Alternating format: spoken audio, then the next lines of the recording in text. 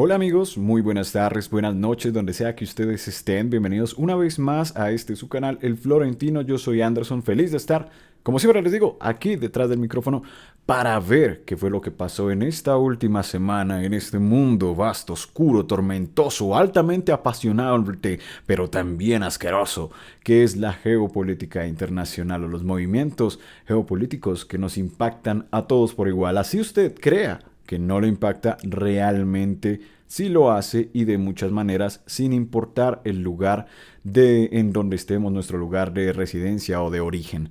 Así que vamos a ver qué es lo que ocurre. Recuerden que esto es la mirada de alguien que no es un experto, no tengo el título de experto, ni siquiera estudié algo relacionado con esto, pero estoy aprendiendo por mi cuenta, estoy dando cada vez un poquito más pasos para al menos así hacerme una opinión un poquito más pesada cada vez, un poquito con más criterio cada vez. Así que acompáñenme en este viaje si les gusta revisar las noticias conmigo y ver cómo se movió el mundo. Así que quédense, vamos de una vez a empezar porque se movió el mundo. Y empezamos por el lado de Irán, porque esta semana el presidente Masoud Pezeshkian fue noticia. Y no solo por él solo, sino que esta gente estamos muy acostumbrados a no verlos aparecer en este lado del mundo, específicamente en Occidente, como que no nos suenan mucho, sino cuando algo malo ocurre allá en parte de Oriente, en Oriente Medio, o cuando sale algo muy relevante, un pronunciamiento, una fatua, cuando ellos se pronuncian y salen los telediarios, pero ya está ahí. Pues resulta que esta semana el afamado, ya podemos decir así, y uno de los más importantes, podemos decirlo con todas las letras, periodistas del mundo, podría ser en este momento, Tucker Carlson se dio a la tarea de entrevistar al presidente de Irán, Masoud Pezeshkian, que lo tienen aquí en la foto. Este señor Masoud Pezeshkian, recuerden, él es el presidente de Irán, pero no asimismo el alto líder o el líder supremo de Irán. El líder supremo de Irán es el líder religioso supremo, que es Ali Khamenei. Él es el presidente, que sería como la parte ejecutiva del país, como sería más o menos una monarquía o algo por el estilo. Pero para que lo entendamos de ese modo. Así nos lo cuenta Hispan TV, que es un medio también de Oriente Medio. Nos dice: así defendió Pezeshkian la soberanía iraní en la entrevista clave con Tucker Carlson. Esta entrevista duró cerca de una media hora, o al menos lo que publicó Tucker Carlson, teniendo en cuenta que se hizo de manera online, no fue presencial, y también con unas diferencias en los tiempos por la traducción entre el idioma. Así que lo primero que recomendó el mismo Tucker Carlson en sus medios fue de que esto no hay que creerlo literalmente al pie de la letra. Es una persona que también está hablando desde su postura, vendiendo también sus ideas, y entre medio de eso puede estar la verdad o qué sé yo. Así que no hay que creerle al 100%, pero esto también puede enriquecer el panorama para ver dónde se esconde la verdad y conocer la otra parte de la moneda o la otra cara de la moneda. El mismo Tucker Carlson también decía de que esto lo hace porque el estadounidense, que es a quien está dirigido esta entrevista, o más bien el americano promedio, necesita saber dónde es que se están poniendo los dineros, los dólares que ellos ponen, que pagan en impuestos allá, que ahora se están gastando en guerras. Si se están gastando en guerras, se están cometiendo genocidios, si se están cometiendo actos de terrorismo, pues ellos tienen el derecho, y lo dice Tucker Carlson, el derecho divino de saber qué es lo que está ocurriendo con eso, o a quiénes están apoyando, o qué es lo que están haciendo esos líderes que ellos tienen en todas partes del mundo donde tienen injerencia. Y bien, Hispan TV nos hablaba un poco así de cómo fue la entrevista entre Masoud Pezeshkian, Tucker Carlson, y nos recuerda de que, o este análisis nos habla un poco de que Masoud Pezeshkian se presentó como una persona muy negociadora. En todo momento se vio como una persona que está dispuesta al diálogo, que está dispuesta a negociar con la parte estadounidense e incluso con la parte también israelí. Eso sí, nunca dejó de quitar la culpa, por supuesto, sobre Israel, y específicamente nombró con propias letras a Benjamin Netanyahu como el instigador o quien sigue inflamando el conflicto en Oriente Medio. Nos recordó que el hombre lleva más de 30 años ya señalando y diciendo de que Irán tiene armas nucleares, cosa que es cierto. Creo que Netanyahu, desde antes de que yo naciera, antes de los 90, por allá por el 92, ya estaba haciendo estas declaraciones de que Irán ya en una semana, en 2 semanas, en un mes, iba a tener el arma nuclear. Eso lo ha repetido en reiteradas ocasiones, Si no me creen, incluso hay un video del juez Napolitano en su canal de Judge and Freedom, donde hace esa recopilación perfecta en video de todos esos momentos a través de la historia donde ha dicho el mismo discurso, que Irán va a tener acceso al arma nuclear, Irán va a tener el arma nuclear en 8 días, Irán va a tener el arma nuclear en 15 días, Irán va... y así. Y lo ha hecho hasta hoy, hasta el momento presente que hemos visto todo esto que estalló en el último mes con la guerra, la llamada guerra de los 12 días, que terminó con ese saldo que ya vimos en los de, pues el ganador, claro, Irán, que logró mantenerse como todavía con su régimen sin que lo tumbaran, ¿verdad? Así que nos recuerda eso, nos recuerda que el que ha instigado esto ha sido Netanyahu, que ellos no son los que han buscado una guerra, que no quieren mantener una guerra a largo plazo, ni nada de eso, pero también recuerda de que ellos no son un pueblo que le corra al conflicto, ellos no son un pueblo que le tiene miedo, y esas son las palabras que él utilizó, que le tenga miedo al martirio. Vamos a buscarlo por aquí. Aquí dice: el discurso de Pezeshkian sobre la defensa de la patria está lejos de la glorificación del conflicto, al afirmar que estamos preparados para defender a nuestro pueblo, nuestra independencia y la libertad de nuestra patria hasta el último aliento, y no tenemos miedo a la muerte. Así lo dijo. Literalmente nos recuerda que Irán es un país o una cultura que está familiarizada con el sacrificio, que está familiarizada también con el martirio. No son ajenos a esta realidad y lo tienen dentro de su cultura, dentro de su religión. Así que lo que se esperaba, o de pronto que algunos señalaban del lado occidental, de que de pronto despertara al pueblo iraní y que derrocara a su régimen, pues esto no pasó, sino que pasó totalmente lo contrario con esta cultura. Ellos, en cambio, cierran filas en torno a su régimen, en torno a su cultura, en torno a su supremo líder, y lo salen a defender. Entonces, en vez de ver protestas masivas en contra del régimen, lo que se vieron fueron protestas en contra de Israel y alabanzas hacia su régimen y queriendo que protejan a Irán como tal, algo que es todo lo contrario a lo que esperaba de pronto el manual básico de la desestabilización de gobiernos, ¿verdad? Así que así también nos dice Pezeshkian lamenta la vergüenza y pesar de quienes buscan desestabilizar la región, sugiriendo que la verdadera responsabilidad por la violencia recae en actores externos que perpetúan el ciclo de guerra y venganza. La defensa de la patria en este marco es inseparable de la crítica al intervencionismo y la exigencia de un trato digno y soberano.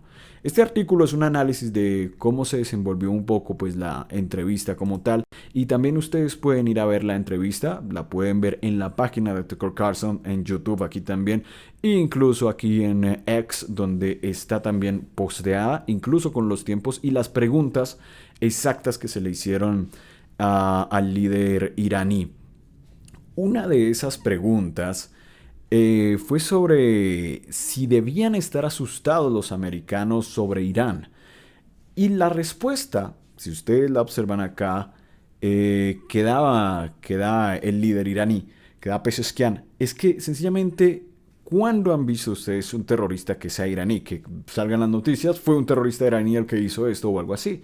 No recuerda que la gente iraní es conocida por ser inteligente, por ser civilizados, por ser amables, por todas estas cosas. Así que nos recuerda un poco cómo es la personalidad del iraní, el por qué no tendrían que tener miedo de eso. Mucho menos de, acá hay otra pregunta que dice, de que si hay células durmientes en Irán, que de pronto, que estos serían como espías o agentes, células terroristas que de repente estén en Estados Unidos y se activen de un momento a otro.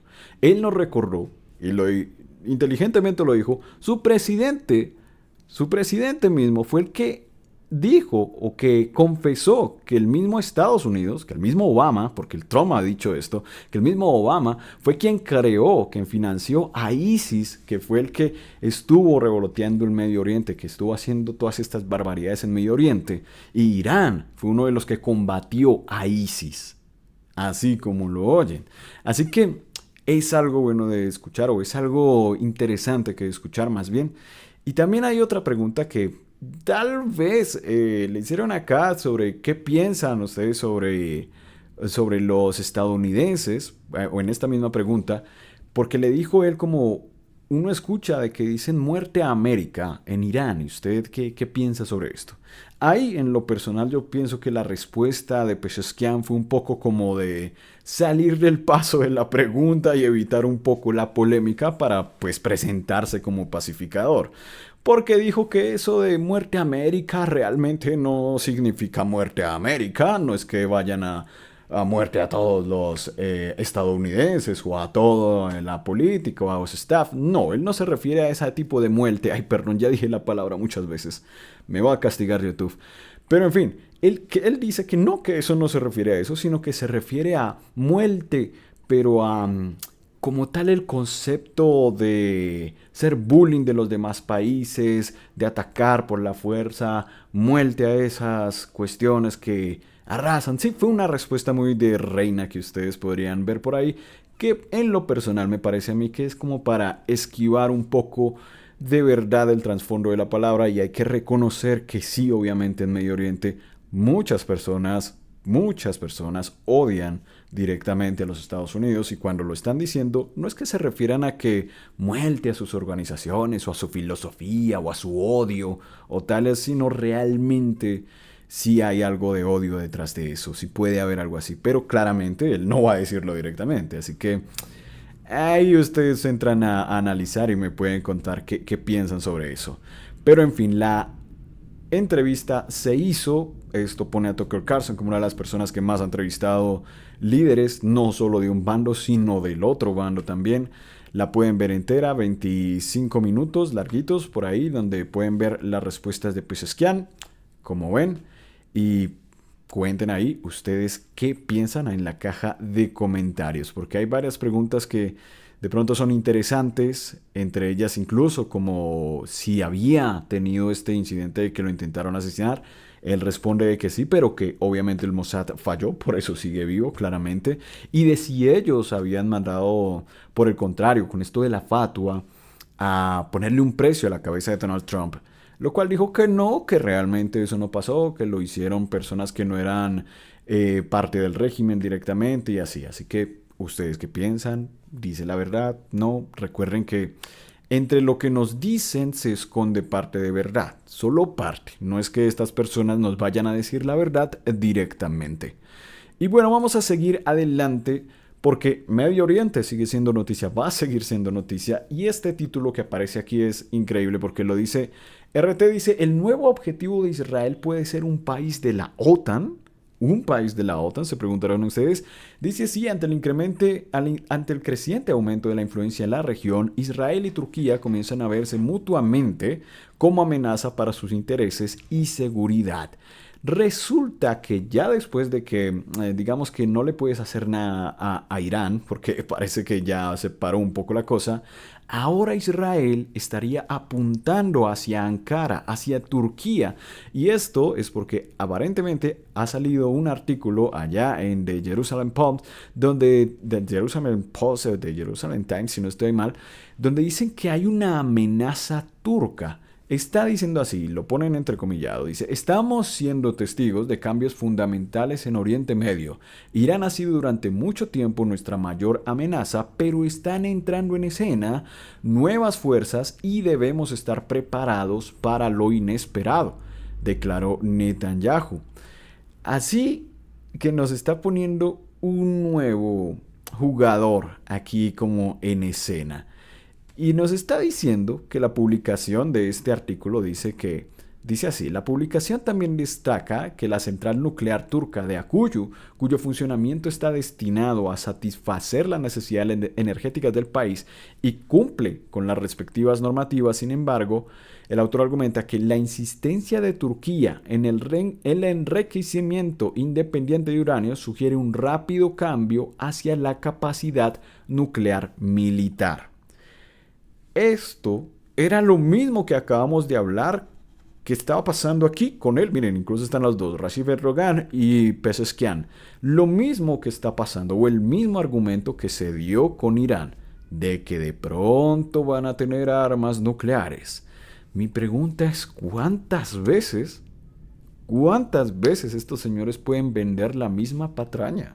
la misma mentira o utilizar la misma excusa para empezar una injerencia. En este caso están diciendo, lo están empezando hasta ahora, acuérdense, después van a verlo crecer seguramente, pero hasta ahora están diciendo, están como yéndose hacia investigación militar en nuclear y eso nos preocupa a nosotros, Israel. Además señaló que Tel Aviv debe garantizar la capacidad operativa para atacar actividades militares turcas, de forma similar a sus acciones demostradas contra las amenazas iraníes. Así que ahora está entre ojos y ojos Ankara, Turquía. Y aquí Erdogan da una respuesta a todas estas acusaciones por parte de Netanyahu que de verdad son brutales. Escuchen esto nomás, escuchen esto. %80'i enkaz halinde olan Gazze'de hayata tutunmaya çalışan 2 milyon masum sivil tamamen açlığa, susuzluğa ve ilaçsızlığa mahkum edildi. Bu yetmezmiş gibi İsrail yardım dağıtım noktalarına yığılan mazlumların üzerine mermi yağdırıyor. Netanyahu soykırım suçunda zalim Hitler'i çoktan geride bırakmıştır. Lo dijo con todas las letras, sin miedo. Las tiene. Umarız akıbetleri aynı olmaz. İnşallah er ya da geç uluslararası bağımsız bir yargının önüne çıkar, bütün yaptıklarıyla yüzleşir ve işlediği cinayetlerin, katliamların hesabını ahirete kalmadan bu dünyada verir. Increíble. Ahí están las declaraciones de Erdogan. Miren ustedes, yo no sé si les puede gustar más o menos Erdogan. Yo no sé de hecho si me gusta o no me gusta la verdad, pero hay que reconocer que Erdogan es un jugador, un buen jugador de este juego del poder, sabe utilizar las palabras y él está siempre en la jugada, aquí y allá, él sabe jugar sus cartas, a veces es amigo, por ejemplo, de Rusia, pero también es amigo de Occidente, o es también parte de la OTAN, por ejemplo, es un país que hace parte de la OTAN, y ahora le dice directamente aquí a este señor Netanyahu de que él está preparado, le está diciendo que él con ese genocidio, que es genocidio, que está haciendo allá en Gaza, ha superado las acciones del pintor austriaco. Con todas las letras se lo está diciendo y de que ojalá responda por esos actos antes de irse al más allá. Son unas palabras lapidarias venidas de un jefe de Estado. Son contundentes, señores. Nadie se atrevió a tanto, así que la verdad que mis respetos aquí a Erdogan. De verdad que increíble, les puede gustar más o menos, pero así se tenía que decir y se dijo. Así que veremos qué ocurre de aquí en adelante. Hay que seguir viendo y poniendo ojos entre Turquía y también aquí entre Turquía e Israel, porque el contexto es increíble. Recorremos un poquito entre el contexto político. Turquía, por ejemplo, tiene intereses en Siria y también Israel tiene intereses en Siria. Así que unas fuerzas chocan con otras y aquí ya sabemos qué carta está jugando el señor Netanyahu, que para el caso es como que quiere, o recordemos más bien que lo que quiere Netanyahu es cumplir esta profecía que tienen, que va desde hacer un estado judío, un estado israelí que vaya desde el Éufrates hasta el Nilo, que esto, si no estoy mal, lo explicaba el maestro Jalefe, significa la bandera de Israel. Esas dos franjas azules que tienen son los dos ríos, el Éufrates allá y aquí el Nilo. Es hasta donde quieres que se extienda todo el territorio, toda la nación israelí. Y para eso necesita deshacerse de toda la competencia y quedar él en la región como el hegemón de facto. ¿Y cómo lo lograría? Deshaciéndose de Siria, que ya está descabezada, deshaciéndose de Yemen, deshaciéndose de Libia, deshaciéndose de Irán, deshaciéndose de ellos, de Irak también, y ahora también de Turquía. Y creo, incluso hay un profesor por ahí que cree que también no le beneficiaría que esté los Estados Unidos y tiene la teoría de que por eso le interesa que Estados Unidos se arrastre a una guerra allá y pierda, para que él quede como el hegemón dominante en Medio Oriente. Veremos qué ocurre. Esto no tiene pintas de acabarse pronto y los jugadores aún tienen cartas que mostrar. Vamos a ver qué ocurrió más en esta semana, porque efectivamente se dio una reunión. Esto fue la reunión de la ASEAN, de los países del este asiático, donde estuvo Rusia, estuvo Estados Unidos y se reunió Lavrov, el superministro Lavrov, con Marco Rubio. Tuvieron una reunión donde hablaron de varias cosas. Entre ellas, obviamente, hablaron de Ucrania, también hablaron de la posición o la militarización de Europa, en respectivo o en más específicamente la posición de Merz de Alemania sobre la militarización de Alemania como tal o de Europa.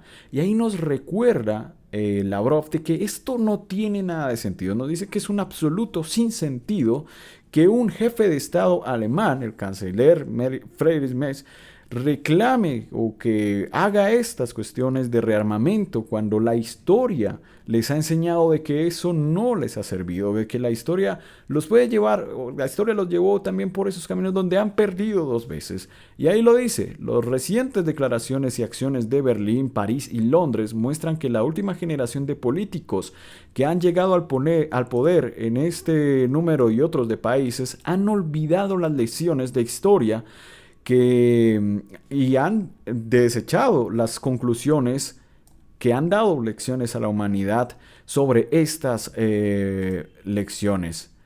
Ellos actualmente, una vez más, están intentando llevar a Europa a la guerra. No una guerra híbrida esta vez, no una guerra híbrida, sino una guerra a alta escala, de full escala, contra Rusia, dijo el ministro. Lo cual, si vemos cómo ellos siguen con estos planes de subir sus planes del 5%, su gasto militar en defensa y todo esto, parece que lo están haciendo y llevando al mundo de nuevo a los tambores de guerra. Y lo recuerda bien, esto no ha terminado bien nunca como la historia nos ha mostrado, pero parece que quieren hacerlo y decir como que a ver si la tercera es la vencida, pero bien. También hablaron de la situación en el Oriente Medio, por supuesto.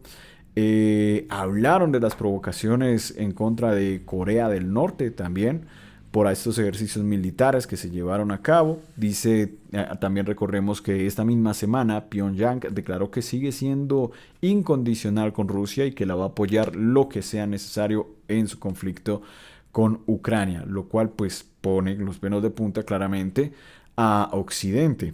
También discutieron el tema de Taiwán, que es el otro punto, y nos dice aquí que Occidente llama a mantener el status quo en Taiwán, pero son hipócritas, y esta hipocresía es obvia para cualquiera que sea realmente, a cualquiera que remotamente conozca un poco el tema y cómo Occidente interactúa actualmente con Taiwán, dijo Lavrov. Y tiene razón, recordemos que el mismo Estados Unidos reconoce que Taiwán, dentro de su Carta Magna, reconoce que Taiwán es parte de China, de lo que es la única China, o reconocen de que es China única que incluye a Taiwán, pero por otro lado también los apoyan para que estén de una manera independientes y de ellos tienen sus intereses en los chips, como en la empresa TSMC, donde están los mejores chips.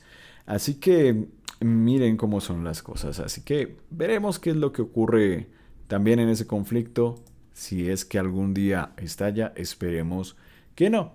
Y ya que tocamos el tema de Taiwán, podemos hablar directamente de China, porque aquí está la noticia que nos muestra DW sobre la tensión que hubo esta semana entre Alemania y China por el incidente militar en el Mar Rojo.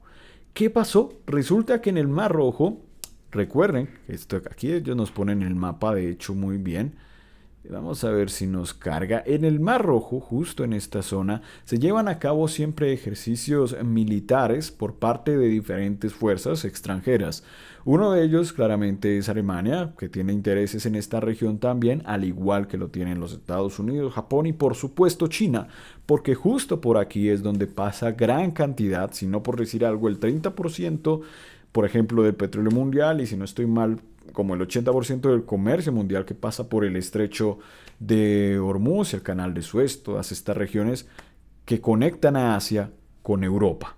Así que es un estrecho geopolíticamente importante y es un punto rojo también, sobre todo por Yemen, porque en Yemen están los hutis o Ansar Allah, que son realmente el nombre, Ansar Allah, quienes hacen ataques, quienes tienen todos los huevos, por ejemplo, de atacar buques estadounidenses, portaaviones estadounidenses, y eso justifica que hayan flotas que escolten a los buques comerciantes o a los buques mercantes, por ejemplo, chinos.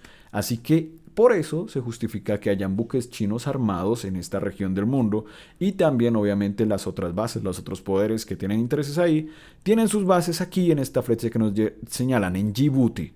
En Djibouti tienen sus bases. Lo que pasó que fue que había un barco justo de estos que les comento y había un avión alemán. El avión alemán acusó o directamente Alemania acusó a China de que había disparado un láser, un arma láser, a uno de sus aviones, a uno de estos aviones. Inmediatamente mandaron a llamar, incluso el asunto fue tan fuerte que mandaron a llamar al embajador chino en Alemania para discutir esto. Cuando llaman a un embajador, esto significa que es una herramienta diplomática fuerte como para llamar y jalar las orejas de qué es lo que está pasando. Eso puede pasar antes de una crisis. Así que fue tan gordo el asunto que llamaron al embajador, pero directamente también China respondió que esto era un sinsentido, que esto era muy exagerado realmente. Y lo que pasó que no es que hayan disparado como tal el arma láser, sino que sí, utilizaron un láser para apuntarles. ¿Esto qué significa? Porque hay quienes dicen, y acá lo dice, por ejemplo, el DW dice, no se reveló el tipo de láser con el que la Armada China habría apuntado al avión alemán. En teoría, los láseres pueden utilizarse como telémetros para sistemas de seguimiento de objetivos o como armas cargadoras. En el ámbito militar, encender un láser se considera como mínimo un gesto amenazante, por supuesto. Es decir, esto no lo que buscaba era cegar al avión, como prender las lucecitas y cegar sus instrumentos, sino como objetivo de rastreo. Según estuve escuchando por ahí, si ustedes ven de pronto este canal de Remy, del resumen militar, él explica efectivamente que lo que primero hace esta arma es apuntar un láser, que es el que apunta primero, el que hace la telemetría de dónde está el objeto, y después sí se hace el disparo, después sí se oprime el botón y se hace el disparo láser. Estamos hablando de un arma de última generación, de esas que creemos que son de ciencia ficción, pero que ya existen, en la que cuando se dispara, se va a disparar un rayo de luz a 300.000 kilómetros por segundo a la velocidad de la luz con la capacidad y la potencia suficiente para destruir in el acto instantáneamente lo que tenga delante. No sé qué tanto, no sé si simplemente lo queme, si lo perfore, si lo explote, no lo sé, eso lo desconozco, pero lo que sí sé es que este láser va a alcanzar a cualquier objetivo instantáneamente, porque no hay velocidad que sea superior a la velocidad de la luz. Así de sencillo, así de sencillo. Así que no hay manera de escapar a un arma de esta láser y creo que por eso es que les asusta tanto a los señores alemanes que pusieron el grito en el cielo. Así que la pregunta aquí, o lo que nos queda como pregunta es, ¿quién tuvo la culpa? ¿Será que los chinos realmente sin motivo y sin razón, según nos dice acá el Ministerio de Defensa alemán, le estaban apuntando? ¿O será que los alemanes se estaban metiendo en la zona de protección sin aviso y sin mediación previa en la zona de los chinos? No lo sé, las conclusiones las pueden sacar ustedes. El caso es que el asunto quedó ahí, el asunto no trascendió más, claramente, sino simplemente una querella ahí, pero lo que nos deja es esto, saber dos cosas. Primero, de que China está preparada, de que tiene armas de punta, de que tiene disuasión, y segundo, de que esta zona del mundo, este cuerno de África del que se habla tanto, está candente y va a seguir siendo candente durante mucho tiempo. Así que ahí están las cosas. Vamos a ver qué más nos trajo la semana, porque también Estados Unidos estuvo preguntando a sus aliados, como haciendo una encuesta de cuál sería su respuesta en un evento de que entraran en combate o pues tuvieran que intervenir en Taiwán. Estuvo presionando directamente a Japón y Australia, que son sus aliados en esta zona del Pacífico, para preguntar cuál sería su rol específico en caso de que entraran en un conflicto de guerra con China frente a Taiwán.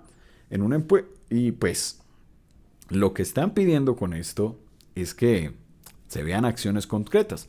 Nos dice así, el oficial estadounidense dijo, esto lo dicen desde Financial Times, ¿verdad? Dice, nosotros no buscamos la guerra. Para creerle eso a un gringo. Para creerle eso a... Pero bueno, nosotros no buscamos la guerra, ni buscamos dominar a China en sí misma.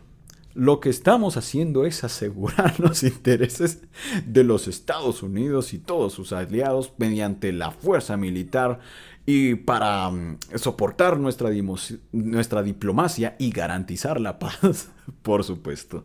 Por supuesto, te creo, sobre todo esa parte donde no buscas la guerra. Por supuesto que te lo creo. Así que ahí está, ellos siguen teniendo concretos planes, o lo que buscan es tener planes concretos operacionales, ejercicios directos con Japón y con Australia para poder, obviamente, generar deterrence, disuasión frente a China. Recordemos que hace poco se mostró por ahí que China ya tenía alcance sobre toda esta parte del Pacífico, había desplegado, si no estoy mal, portaaviones en esta parte del Pacífico más allá del mar de Japón, si no estoy mal, lo cual muestra esta capacidad que ellos tienen. En estos momentos, Estados Unidos sigue siendo todavía la potencia naval por excelencia y no se tiene muy en cuenta de que China sea una potencia naval. Sin embargo, con esto de sacar portaaviones, de sacar submarinos, de repente está mostrando que puede proyectar su fuerza a través del mar y competir contra esa otra potencia hegemónica global marítima. Esto no recuerdo muy bien, creo que era Taylor Mayhem quien hablaba de que en la geopolítica el que domina el mundo era el que dominaba los mares. ¿Por qué? Porque por los mares pasa todo el comercio mundial entre naciones. Así que el que controle los mares controlaría los destinos del mundo. Y por eso los anglosajones, por eso también incluso los Dutch, los holandeses y obviamente los españoles en su tiempo y ahora los americanos dominaron el mundo o fueron hegemón porque lograron controlar los mares y expandir su poder a través del mundo. Pensemos actualmente en Estados Unidos, es como una isla, pero logra expandir y proyectar, esa es la palabra, proyectar su poder a través de los mares y quedar muy bien protegida de sus adversarios. Así que esto de que China pueda extender su influencia a través de los mares es bastante importante. Y por eso es donde entra en contexto Taiwán, porque saben que ahí es donde pueden dar la justificación para detener a China o contrarrestarla, para darle un deterrence. Es decir, ¿quieres apoderarte de Taiwán? Pues nosotros entramos en defensa de Taiwán, pero por defensa de Taiwán nos referimos a nuestra propia supervivencia. Así que veremos qué ocurre, porque China, si bien no está buscando guerras, nos está mostrando que tiene con qué, con sus láseres, con sus barcos, con su deterrence, con sus portaaviones. Así que esperemos que esto no siga escalando. Pero obviamente el mundo ya cambió. Ahora vamos a ir cerrando y vamos a irnos a Estados Unidos porque hoy casi no hablamos de Trump. Increíblemente, hoy casi no hablamos de Trump. Pero ¿cómo les parece que sí hay cosas de Trump? Porque es que es imposible, cada semana lo hay. Esta noticia que nos da Comercio TV nos dice: Trump reactiva intereses en préstamos estudiantiles poniendo fin a la pausa de la era Biden. Les voy a contar esto, así sencillo. Cuando estaba Biden, le perdonó los intereses, o mejor dicho, dejó la tasa de intereses de los préstamos estudiantiles en 0% a los estudiantes, lo cual es un alivio ya de por sí, porque de por sí los préstamos estudiantiles son enormes. Si ustedes están en Colombia, muchos de ustedes tal vez estudiaron en la universidad gracias al ICETEX. Algo que muchos, que si lo sacan desde el primer semestre, van a terminar pagando mucho tiempo. Hay incluso gente que terminó pagando un montón de tiempo y casi que nunca terminan. Pero eso no es nada comparado con lo que pagaría un estudiante promedio en los Estados Unidos en una educación superior que se dice ser la mejor o de las mejores del mundo, pero que realmente es la mejor del mundo porque tienen bastante, eso sí, inversión en investigación, desarrollo, en sacar papers, en sacar artículos científicos y todo esto, pero que para el estudiante promedio que busca salir al mercado laboral, pues creo que no le va a servir mucho. Pero eso sí, gracias a ese prestigio tienen que pagar montones y montones de dinero, porque allá la educación no es gratis, querido amigo, a menos que seas un estudiante chino que sea muy inteligente y llegue a estudiar allá. Pero eso ya no va a pasar, obviamente. Así que Biden lo que había hecho era salvarles esto, darles un alivio con el 0% de intereses. Y ahora Trump se los ha quitado. Directamente dijo que esto no puede ser, que esto es un sinsentido de la era Biden y de que debe otra vez estos señores pagar estos intereses. Así está, lo dice Mark Kansowitz, experto en educación superior, confirmó que el único plan disponible actualmente es el plan pago basado en los ingresos, el nuevo plan RAP, incluido en el gran y hermoso proyecto de ley.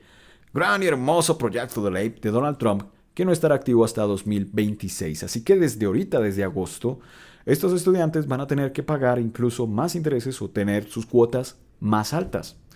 ¿Y esto por qué lo digo? ¿Por qué quise traer esta noticia? Primero, porque es una mierda que en este país, en ese país donde tienes que pagar un montón de dinero, no como en Europa, digamos que, por ejemplo, en Alemania, un aliado de Estados Unidos, no pagues la educación y tengas educación superior de calidad y gratis, sino que no, al contrario, antes tienes que pagar tu educación, tras el hecho te pongan intereses sobre esa educación como usura, como si fuera un banco cualquiera.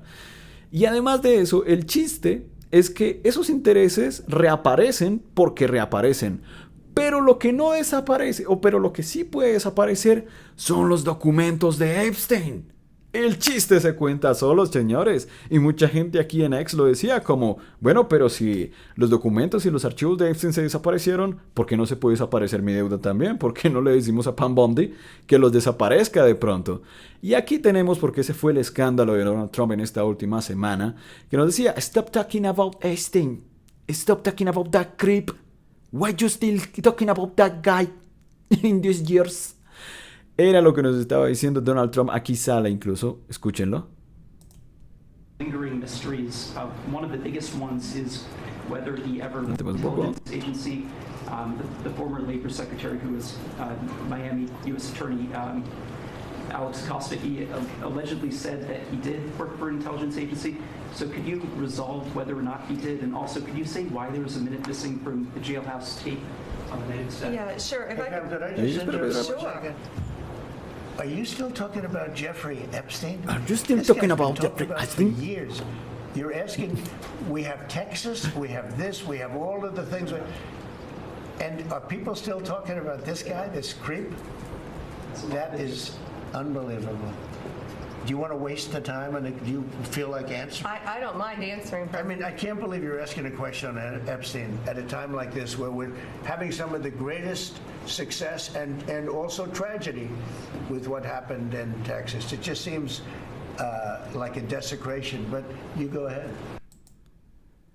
Ahí está la respuesta de Trump.